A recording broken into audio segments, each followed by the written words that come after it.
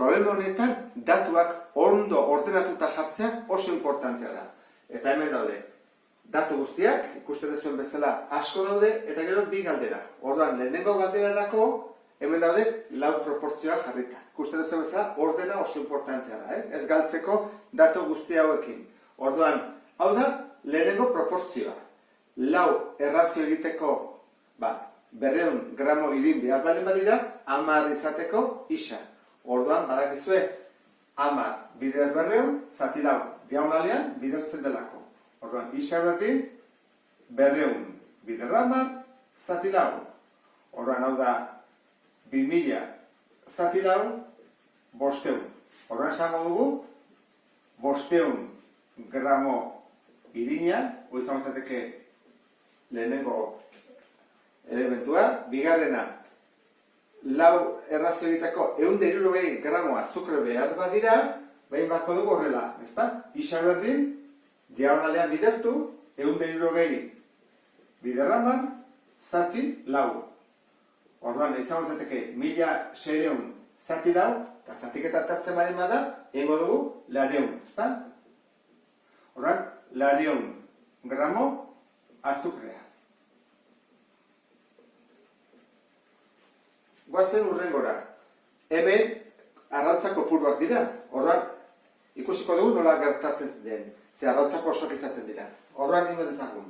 Isa berdin, 3 bider 10, zati lau. 30 zati lau, hori da, 7 terdi. Bueno, kaso honetan egin bako genuke, 7 arrautza eta 8 garrena, bitan banatu, ez da gutxi gora bera, eta 10 errazioa lortzeko, ez da? Jarriko dugu orduan, 7 arrautza eta erdi,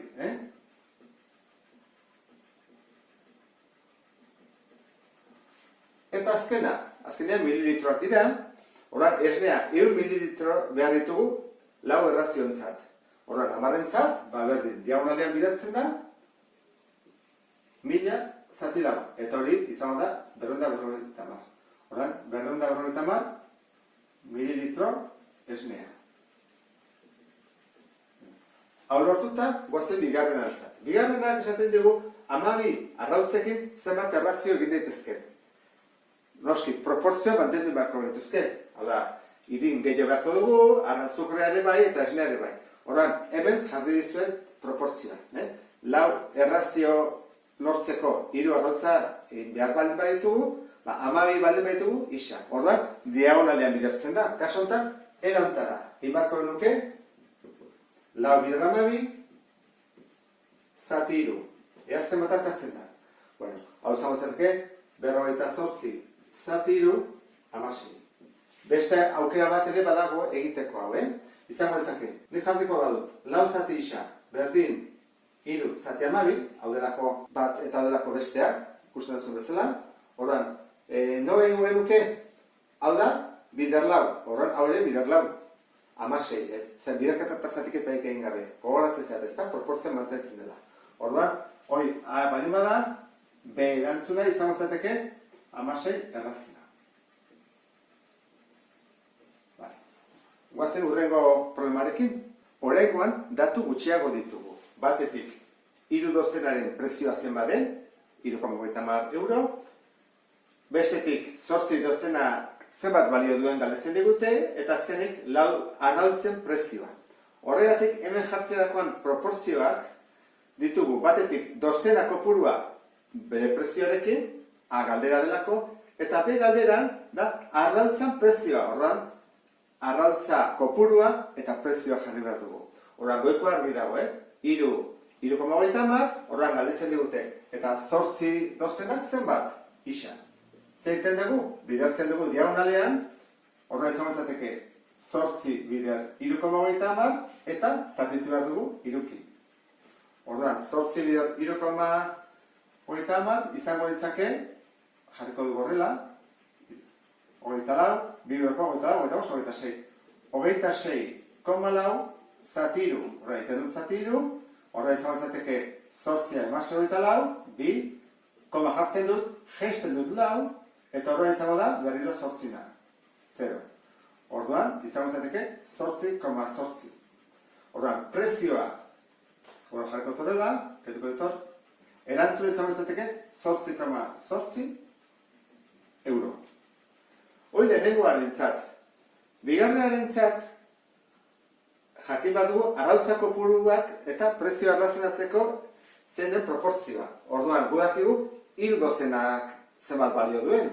Orduan, egin dezakeguna da, aukera bat, dozena batek zenbat balio duen, hemen zenbaki sinpleagoa jartzeko. Orduan, gu jakinko bagenu batek zenbat balio duen, bueno, egin barko entzateke, bat, 3,3, zati 3, atatzen da, 1,1 balio dula dozena bakoitzak. Horra jarriko genuke, 12 errautzak 1,10 euro. Hoi da, proportzioat. Beste bat, ez badugu hori egin bako nuke, 3 dozenan zenbat arrautza sartzen dira? 36. Horrein bako nuke, 36 arrautzak balio dutela 3,30.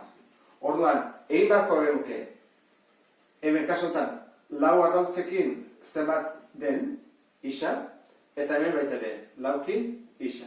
Ezakitzen gara bide zuten, hau edo bekoa. Nik ingo dut bekoa, pentsatzen dudalako, gehiengoak ezatela konturatu, hau egin zitekela, eta zenbaki errexagoa diala. Horran, zenbaki altuagoekin egingo dut. Ibar dut, 4 bider 3,3, horran, 3,3 bider 4, ikusten zuen, komakrikin ez dela jarri behar biderketan, ez da behar. 4 bider 12, 4,2, eta bat 13. Eta, nola, goian hemen, koma bat dagoen, hemen ere bat jarri behar dut. Eta hori egin badut, nire kasuan zati 36. Egin balen bazute horrela, egin barrezentena da zati 12. Horra jarriko zati 36, eta zer gertatzen da, ez zaitela sartzen. Orduan, eskatu markut, 0, orduan bai, koma mugitzen da bat, eta egin dezakiko zatiketan.